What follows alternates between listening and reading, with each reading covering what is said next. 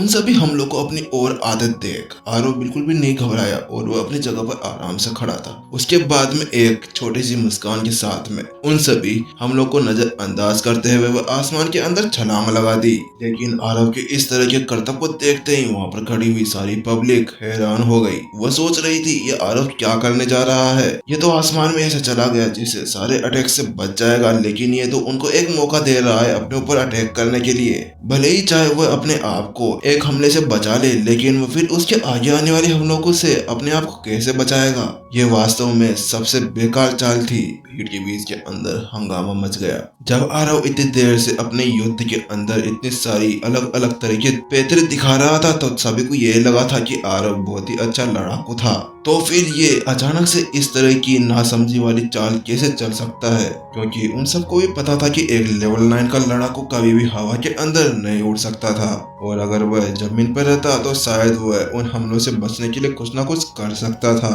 और लेवल 9 के ऊपर होने के बाद में इतने ज्यादा खतरनाक हमलों को अपनी ओर आते देख हवा के अंदर केवल छलांग लगा देना, ये तो आत्महत्या से ज्यादा कुछ नहीं था।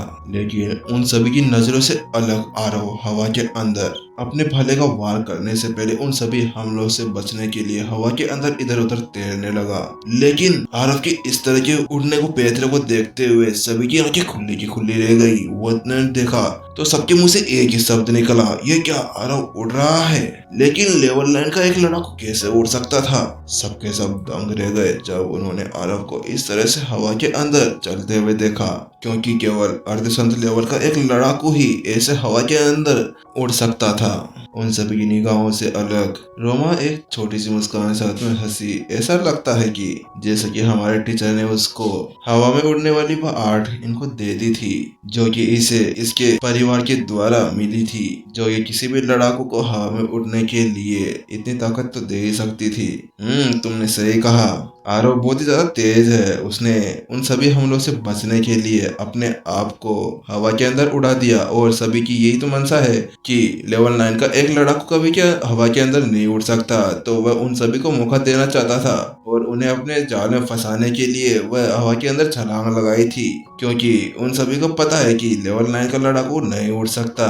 लेकिन उन सब से अलग आरव अभी किसी टेक्निक का यूज करते हुए हवा के अंदर था। इससे पहले कि सभी अपनी बातें पूरी कर पाते, आरव का भाला अब आसमान में उड़ गया और उसके जैसे बहुत सारे भाले आसमान की ऊंचाइयों में छा गए। अब उन्होंने पूरे आसमान को ढक लिया था। जैसे आरव ने इशारा किया वह सारे भाले अब ऐसे नीचे आने लगे जैसे कि बारिश की बूंदें हों। पैंग पैंग पैंग, और नीचे खड़े हुए सभी लड़ाकू मास्टरों के ऊपर एक के बाद में एक हमला होने लगा। उसी अटैक के साथ में दो कॉम्बैट मास्टर्स उस स्टेज से नीचे की तरफ उछाल दिए गए और आरव नीचे उतर आया और उसने कहा, लगता है मैं जीत गया। और उसी के साथ में उसने अपने भाला हाथ के अंदर ले लिया। उससे अलग मंच के नीचे सभी ने सोचा था कि आरव इस स्टेज के ऊपर हार जाएगा, लेकिन उन सभी की उम्मीदों से अलग आरव इस स्टेज को भी आराम से पार करने में कामयाब हो गया। इस स्टेज को पार करने के बाद में आरव थोड़ी सी भी जल्दबाजी नहीं किया और वो वहीं पर ही बैठ गया। अपनी सारी एनर्जी को वापस से इकट्ठा करने के लिए उसने अपनी स्टोरेज रिंग से एक पिल बाहर निकाली और उसने वह पिल खा ली, क्योंकि इस लड़ाई के अंदर उसकी बहुत सारी एनर्जी ड्रेन हो गई थी। उसको ऐसा करते देख नीचे खड़े हुए सभी लड़ाकू चुपचाप हो गए, क्योंकि वह आरव को उसकी कल्टीवेशन के अंदर डिस्टर्ब नहीं करना चाहते थे। वहीं दूसरी ओर कॉम्बैट मास्टर वेदांत, उसका चेहरा उत्तेजना से लाल हो गया था। वह मनी मन से बहुत ही ज्यादा खुश था। उन्होंने मनी मन में सोचा, अगर आरव इस थर्ड लेवल को पार नहीं कर पाता तो भी उसके बाद में भी वह कॉम्बैट मास्टर टीचर तो बन ही जाएगा, और उसी के साथ में उसको बहुत सारे संसाधन वहाँ पे दिए जाएंगे और उसकी शक्ति और भी ज्यादा बढ़ जाएगी। भले ही वह ड्रैगन के सिर को पूरा पार नहीं कर पाए, लेकिन फिर भी इतने अच्छे लड़ाकू को ढूंढने के बाद में मुझे बहुत अच्छे से एक नए ग्रेड पे दे दिया जाएगा। खड़े होने से पहले आरव ने 1 घंटे तक आराम किया और इतने समय बाद में अब जो उसके शरीर के अंदर इतनी सारी एनर्जी प्रवाह हो रही थी वह अलग ही स्टेज पर पहुंच गई थी, और उसी के साथ में एनर्जी के अंदर हलचल होने लगी और एक गड़गड़ाहट के साथ में उसके शरीर के भीतर पूरी एनर्जी इधर उधर होने लगी। और उसी के साथ में जैसे जैसे वह आगे बढ़ने लगा उसकी एनर्जी तेजी से मजबूत होने लगी। 8 कदम लेने के साथ में ही एक जोरदार आवाज के साथ में। अब वह लेवल 9 के स्टेज 1 से लेवल 9 स्टेज 3 तक पहुंच चुका था और आरव को ऐसा करते देख नीचे खड़े हुए सभी लड़ाकुओं के मुंह खुले के खुले रह गए। प्रिंसिपल समर्थ ने कहा, ये क्या? वह लड़ाई से पहले अपनी ताकत को बढ़ा रहा है। ऐसा करते देख उन्होंने कॉम्बैट मास्टर वेदांत की तरफ अपनी निगाहें घुमाई और उनसे पूछा, कॉम्बैट मास्टर वेदांत, मैं आपसे कुछ पूछना चाहता हूँ। क्या ऐसा हो सकता है कि अगर आरव ने अपने लेवल को बढ़ा लिया है तो क्या इसका मतलब यह होगा कि ड्रैगन गेट के अंदर जो लड़ाकू है वो भी अपने लेवल को बढ़ा लेंगे? क्योंकि जब आरव उसके अंदर गया था तब सभी ने अपने अपने लेवल को उसके लेवल के हिसाब से चेंज कर लिया था। तो क्या ऐसा हो सकता है कि अब वह सभी लड़ाकू भी अपने लेवल को चेंज कर लेंगे? ये देखते हुए कि आरव ने अभी भी एक सफलता प्राप्त की थी तो इसके साथ में तो अब उसकी जो चैलेंजर्स आने वाले थे उनकी शक्ति और भी ज्यादा बढ़ जाएगी। प्रिंसिपल समर्थ की बात सुनने के बाद में कॉम्बैट मास्टर वेदांत ने कहा, नहीं नहीं, ऐसा कुछ नहीं होगा क्योंकि इस एग्जाम को पास करने के लिए 2 घंटे की समय सीमा है और इस समय अपना लेवल पार करना इसका कोई भी यूज नहीं होने वाला, क्योंकि किसी भी लड़ाकू को अपने लेवल पार करने के बाद में उसको पूरी तरह से सीखने में थोड़ा बहुत टाइम लगता है। यदि किसी चैलेंजर ने उस फॉर्मेशन के अंदर अपने लेवल को पार किया है तो वह तो उसकी क्षमता के ऊपर निर्भर करता है। जब वे सब बातें कर रहे थे आरव आगे की तरफ बढ़ता जा रहा था।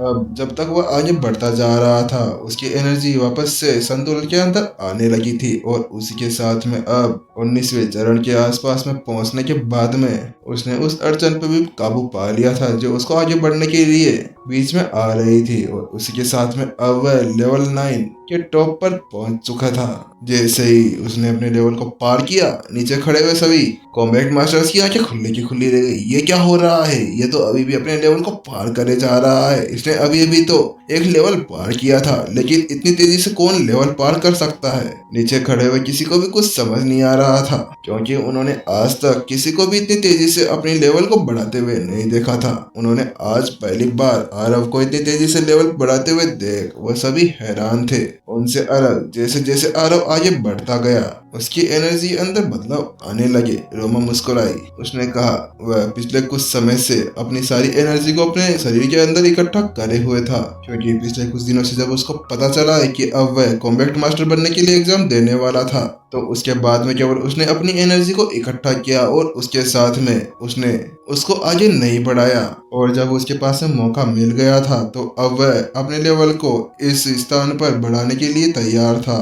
वह और आगे बढ़ता रहा और अब उसकी एनर्जी ठीक ठाक हो गई थी। अब लेवल 9 के टॉप पर जाने के बाद में उसकी एनर्जी ठीक ठाक होने के बाद में उसने अपनी स्टोरेज रिंग के अंदर से एक फ्रूट बाहर निकाला।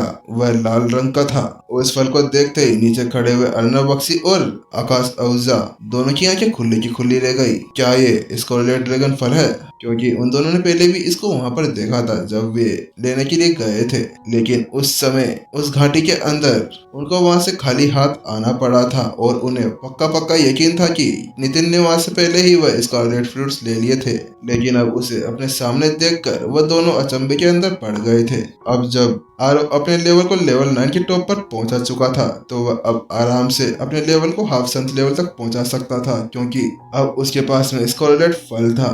आकाश आहूजा ने अर्नब बख्शी से कहा। वह सभी ऐसे बातें कर ही रहे थे और उसी के साथ में अब आरव ड्रैगन के सर के अंदर पहुंच चुका था। जैसे ही उसके अंदर खड़े हुए तीनों लड़ाकुओं ने आवाज सुनी कि अब लड़ाकू इसके अंदर आ चुका है तो वह सभी तुरंत लड़ने के लिए रेडी हो गए। उन्होंने किसी भी चीज का वेट नहीं किया क्योंकि अब वह लड़ाकू उस मंच के ऊपर आ चुका था तो वह बिना किसी हिचकिचाए उसके ऊपर अटैक कर सकते थे और वह कोई गलत काम भी नहीं कर रहे थे क्योंकि उन्हें पता था कि अभी आरव ने अपना लेवल पार किया है और हाफ संत लेवल तक पहुंचने के लिए उसको उस फल को पूरी तरह से पचाना होगा। इसीलिए अब उनके पास में अच्छा मौका था कि उसको पचाने के अंदर बहुत ज्यादा टाइम लगने वाला है। अगर उससे पहले वो उसको हरा देते हैं तो वह जीत जाएंगे। लेकिन आरव की सोच कुछ और ही थी। उसने कहा, है लगता है मुझे तुम्हारा यूज करना होगा अपने लेवल को पार करने के लिए और उस फल की एनर्जी को पचाने के लिए, क्योंकि आमतौर पर स्कारलेट जुगनू फल की पूरी एनर्जी को पचाने के लिए कम से कम 4 घंटे लगते थे और उसके बाद में उसकी एनर्जी पूरी तरह से काम किया करती थी। और जब वह एक बार हाफ संत लेवल तक तक पहुंच जाएगा तो उसी के साथ में उसकी एनर्जी और उसकी ताकत और उसके साथ में उसकी स्पीड बहुत ज्यादा हो जाएगी। अभी आरव अपने वार वापस से स्टार्ट करने वाला था, उसने अपना भाला उठा लिया और वह जल्दी से सभी कॉम्बैट मास्टर की तरफ बढ़ने लगा। जैसे जैसे वह हर एक वार करता जा रहा था उसकी एनर्जी बढ़ती जा रही थी। उसको पूरे 100 वार लगे अपनी पूरी एनर्जी को बढ़ाने के लिए, और जैसे ही उसने पूरी एनर्जी को अपने अंदर समाहित कर लिया उसके बाद में अचानक से वहां पर गड़गड़ाने की आवाज आई और उसी के साथ में अब आरव ने अपना हाफ संत लेवल अचीव कर लिया था। और अब हाफ संत पर पहुंचते ही अब उसकी स्पीड और उसकी ताकत 2x2 हो गई थी। और अब इस ताकत के साथ में ड्रैगन हेड के वह सभी तीनों लड़ाकू उसके सामने कुछ नहीं थे, इसीलिए आरव को ज्यादा मेहनत नहीं करनी पड़ी और 10 ही वार के अंदर उनको ढेर कर दिया गया। अब वह तीनों मंच के ऊपर धूल चाट रहे थे। ड्रैगन गेट फॉर्मेशन साफ, और ऐसा होते ही आरव की आंखों से आंसू निकलने लगे। उसने कहा, वास्तव में मैं सफल हो गया। उसने अपनी मुट्ठियां जोर से कसकर बंद कर ली। वहीं दूसरी तरफ कॉम्बैट मास्टर वेदांत अपनी जगह पर खड़े थे। उनको विश्वास नहीं हो रहा था कि किसने सफलतापूर्वक इस ड्रैगन गेट फॉर्मेशन को पूरी तरह से पार कर लिया था, क्योंकि आखिरकार कॉम्बैट हॉल से अनगिनत ऐसी प्रतिभाएं आई जिन्होंने इसके ऊपर अपने आप को तैयार करके इसको चैलेंज दिया था। लेकिन फिर भी आज तक 300 वर्षों के अंदर कोई भी ऐसा नहीं आया जिसने इसको पूरी तरह से पार किया हो। लेकिन उससे अलग ये 17 वर्ष का युवा, जो कि एक मास्टर टीचर भी नहीं था, इस तरह की खतरनाक चुनौती को आसानी से पार कर लिया। ये वास्तव में भी किसी के लिए विश्वास करना बहुत ही ज्यादा मुश्किल था। और जो आकाश के अंदर एक ड्रैगन गेट फॉर्मेशन की वह सील बनी हुई थी वह अचानक से लुप्त हो गई और उसकी जगह पर कुछ शब्द पीछे रह गए। उसमें लिखा गया था, आरव को इसकी मान्यता दी जाती है कि वह अब कॉम्बैट मास्टर बन चुका है और भविष्य में अगर वह आगे भी जाना चाहता है तो वह वहां पर आकर ड्रैगन गेट के कोर को एक बार चैलेंज दे सकता है। उसके बाद में वह कॉम्बैट मास्टर हॉल की संतान बनने के लिए उम्मीदवार बन जाएगा। मैं सफल हो गया। मैं एक साधारण सा युवा था जिसे केवल भाला चलाने का शौक था। अगर मैं अपने टीचर से नहीं मिला होता तो शायद मैं उसी छोटे से शहर के अंदर पड़ा होता और बस लेवल 8 या लेवल 7 तक या लेवल 5 तक ही पहुंच चुका होता, और उसके बाद में मैं उसी के अंदर उस एकेडमी के अंदर एक टीचर बनकर उन सभी को भाला चलाने का कौशल सिखा रहा होता। और शायद उसके आगे मेरा भविष्य कुछ इस प्रकार से होता। मैं 100 वर्षों तक अपनी जगह पर आराम से बिना कुछ करे ऐसे आलस्य से जीवन बिता रहा होता। वह तो मेरे टीचर थे जिन्होंने मेरे को अपना डायरी स्टूडेंट के रूप में मेरे को स्वीकार कर लिया, और ये दिखाने के लिए कि दुनिया वहां से कितनी ज्यादा बड़ी थी। उसके टीचर ही थे जिन्होंने उसे यहाँ तक पहुंचाया, उस ऊंचाइयों तक पहुंचाया जिसकी कल्पना उसने आज तक नहीं की थी। वह उसके टीचर ही थे जिन्होंने उनका आत्मविश्वास बढ़ाया, उनको एक नया लक्ष्य दिया, ये सिखाया कि तुम्हें किस चीज के लिए संघर्ष करना चाहिए। अगर तुम्हें कोई चीज चाहिए तो तुम्हें उसी के लिए आगे बढ़ना होगा। उसने अपनी मुट्ठियां बंद कर ली और भीगे हुए गालों के साथ में उसने ऊपर की तरफ देखा और मन्नत मांगी, टीचर आप चिंता मत करिएगा, मैं निश्चित रूप से आगे बढ़ूंगा और आगे से आगे बढ़ता रहूंगा। मैं कॉम्बैट मास्टर हॉल के अंदर अपना एक नाम बनाऊंगा ताकि आपको कभी निराश ना होना पड़े। जैसे ही आरव स्टेज से नीचे उतरा, कॉम्बैट मास्टर वेदांत ने अपनी निगाहें रोमा की और अन्य लोगों और घुमाई और उन्होंने कहा, ठीक है, अब आप में से कौन आगे ट्रायल को पास करने के लिए जाना चाहता है? क्या आप अभी भी इसको आजमाना चाहते हैं? बेशक, रोमा मुस्कुराई और उसने कहा, भले ही वह इस एग्जाम के अंदर पास ना हो पाए, लेकिन वह अपनी ताकत को पूरी दुनिया के अंदर बताना चाहती थी कि उसका टीचर ने उसे क्या क्या सिखाया है। आखिरकार वह अपने टीचर के नाम को गौरवान्वित करवाना चाहती थी। रोमा मंच के ऊपर छलांग लगाने ही वाली थी।